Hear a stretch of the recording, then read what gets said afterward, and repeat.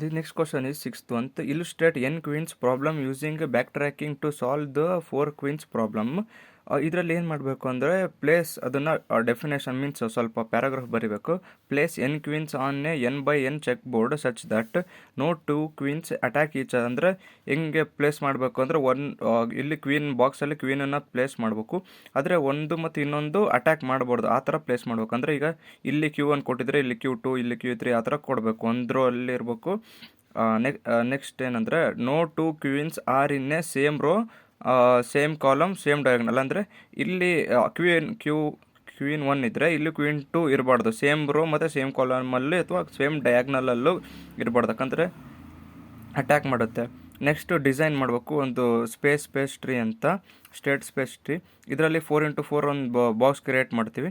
Next ಇಲ್ಲಿಂದ insert ಮಾಡ್ಕೊತ ಹೋಗಬೇಕು Q1 ಮತ್ತು Q2 Q3 Q4.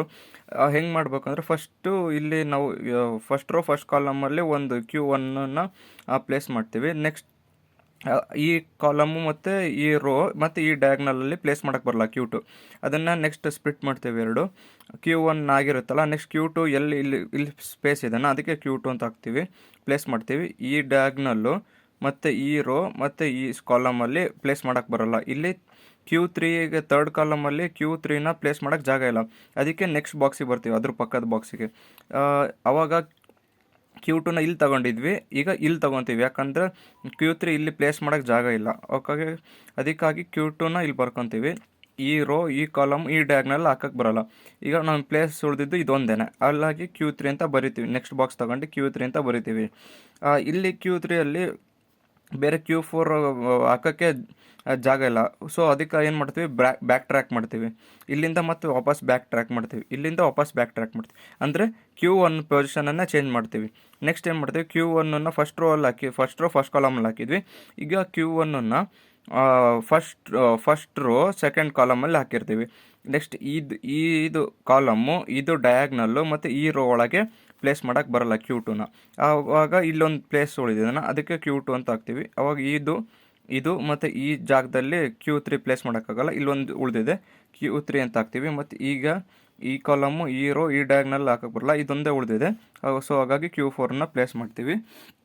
ಆವಾಗ Q1 Q2 Q3 Q4 ಸಿಗುತ್ತೆ ನಮಗೆ. ಇದನ್ನು ಹೆಂಗೆ ಬರೆಯೋದು ಅಂದರೆ 1, 2 ಹೆಂಗೆ ಬಂತು ಅಂದರೆ ಇದು ಫಸ್ಟ್ ರೋ ಸೆಕೆಂಡ್ ಕಾಲಮಲ್ಲಿ Q1 ಇದೆ, ಅದು ಹಾಗಾಗಿ first row second column 1, 2. Next ಇದು second row fourth column 2, 4. Next ಇದು ಥರ್ಡ್ ರೋ ಫಸ್ಟ್ ಕಾಲಮ್, ಅದಕ್ಕೆ 3, 1. ಇಲ್ಲಿ fourth row third column 1, 2, 3, 4. Fourth row third column, ಅದಕ್ಕೆ 4:3 ಅಂತ ಬರೀತೀವಿ. ನೆಕ್ಸ್ಟ್ ಹೆಂಗೆ ಇಂಪ್ಲಿಮೆಂಟ್ ಮಾಡೋದು, ಹೌ ಇಟ್ ವರ್ಕ್ಸ್ ಅಂತ. The most common method to solve the N queen problem is through backtracking. ಅಂದರೆ ಅವಾಗಲೇ ತೋರಿಸಿದ್ವಲ್ಲ, ಇಲ್ಲಿಂದ ಬರಲಿಲ್ಲ ಅಂದರೆ ಶಿಫ್ಟ್ ಮಾಡೋದು, ಅದಕ್ಕೆ ಬ್ಯಾಕ್ ಟ್ರ್ಯಾಕಿಂಗ್ ಅಂತಾರೆ. ನೆಕ್ಸ್ಟ್ ಏನು ಮಾಡೋದು, start from the first row, ಅಂದರೆ ಫಸ್ಟ್ ರೋ ಇಂದ ಸ್ಟಾರ್ಟ್ ಮಾಡಬೇಕು. Try to place a queen in each column 1 by 1, ಅಂದರೆ ಒಂದಾದ್ಮೇಲೆ ಒಂದಾಗಿ ಪ್ಲೇಸ್ ಮಾಡಬೇಕು. Before placing check other queen should not attack each other. ಅಂದರೆ ಒಂದು ಕ್ವೀನು ಮತ್ತು ಇನ್ನೊಂದು ಕ್ವೀನ್ ಅಟ್ಯಾಕ್ ಮಾಡಬಾರ್ದು. If it is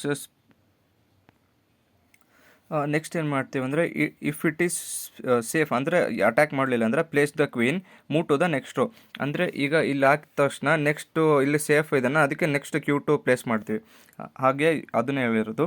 if you can't place a queen in the row, go back to the previous row, move the queen to next possible row column. This is the N queen problem.